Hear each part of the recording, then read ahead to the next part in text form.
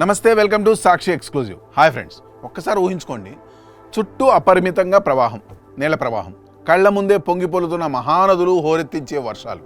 కానీ తాగడానికి మాత్రం ఒక్క బొట్టు నీరు కూడా దొరకని భయంకరమైన పరిస్థితి అయితే కలలో కూడా ఊహించని ఈ విపరీతమైన నరకం భారతదేశపు ఆర్థిక రాజధాని కలల నగరంగా ముంబైలో ప్రత్యక్షంగా సాక్షాత్కరిస్తాం. ఆకాశం చిల్లుపడి కురుస్తున్న వర్షాలకు నగరం మునిగిపోతోంది. సరస్సులు నిండి పొంగి పొల్లుతున్నాయి. కానీ కోట్ల మంది ప్రజలు మాత్రం ఇంట్లో బిందెడు నీళ్ల కోసం తల్లడిల్లిపోతున్నారు. అసలు ఈ ఆకాశ వైపరీత్యం వెనుకున్న ఆ దిగ్భ్రాంతికరమైన సత్యం ఏమిటి? వివరాలు ఈ వీడియోలో చూద్దాం. వీడియో ఎక్కడ స్కిప్ అవ్వకుండా చూడండి. ముంబై నగర దాహాన్ని తీర్చడానికి ప్రతిరోజు మిలియన్ల లీటర్ల నీరు అవసరం. తమ్సా, భాట్సా, వైతరణ్, మెదక్ సాగర్, విహార్, తులసి వంటి ప్రధాన సరస్సుల నీటిపైనే కోట్ల మంది ముంబై వాసులు ఆధారపడి ఉన్నారు.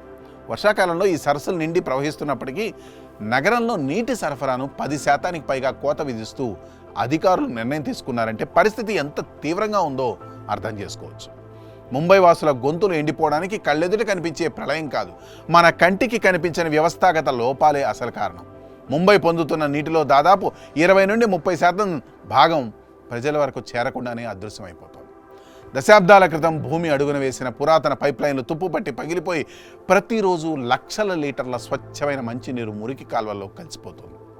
దీనికి తోడు అక్రమ వాటర్ కనెక్షన్లు, లీకేజీల రూపంలో నగర దాహాన్ని తీర్చాల్సిన జలాలు అడియాసలుగా మారుతున్నాయి.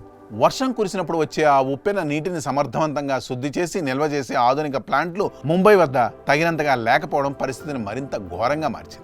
మరోవైపు కాంక్రీట్ అడవిలా మారిన ఈ మహానగరంలో సముద్రం పక్కనే ఉన్నప్పటికీ వర్షపు నీరు భూమిలోకి ఇంకే మార్గమే లేకుండా పోయింది. కురిసిన వర్షం అంతా సముద్రం పాలు కావడం లేదా వీధుల్లో వరదగా మారి ముంచెత్తడమే తప్ప నగర నీటి నిల్వలను పెంచలేకపోతుంది. ఎంత వర్షం పడినా, సరస్సులు ఎంత పొంగి పొరులుతున్నా నీటి శుద్ధి కేంద్రాల సామర్థ్య లోపం, అస్తవ్యస్తమైన పంపిణీ వ్యవస్థ కారణంగా ముంబై ప్రజలకు నీటి కొరత తప్పడం లేదు. ముంబై ఎదుర్కొంటున్న ఈ విచిత్రమైన నీటి ప్రళయం మిగతా నగరాలకు ఒక తీవ్రమైన హెచ్చరిక. ప్రకృతి మనకు కావాల్సినంత వనరులను ఇస్తున్నప్పటికీ సరైన నీటి నిర్వహణ, ఆధునిక మౌలిక సదుపాయాలు లేకపోతే చుట్టూ జలపాతం ఉన్న దాహంతో అలమటించాల్సిందేనని ఈ ఘటన నిరూపిస్తోంది.